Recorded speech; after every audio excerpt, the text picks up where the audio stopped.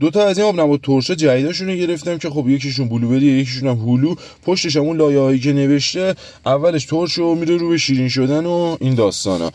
اولیه رو باز کردم، واقعا خیلی بسته‌بندی شیک و خوشگلی داره، واقعا بسته‌بندیشو دوست دارم، خیلی خفن و خاصه.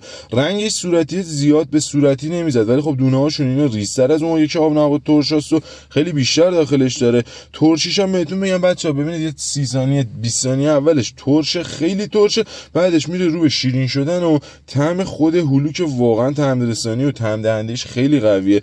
بلوبریش هم من خوردم، اینم همین شکلیه، خیلی ترش و خفنه ولی رنگش خیلی بیشتر شایع خیلی بو خفنی داره، انگار داری خود بلوبری رو داری میخوری. در کل خیلی خفن بودن. اولش هم میگم 20 ثانیه اولش ترش و بعدش میره رو به شیرین شدن و اون طعم هلو و بلوبری که توشه و که خیلی غلیظه و خیلی به شدت بهت میرسونه طعم رسانیشو. بچه‌ها نظراتتون رو تو کامنت ها بهم بگید اگه دوست داشتید که بازم از اینجور چیزا تست کنم.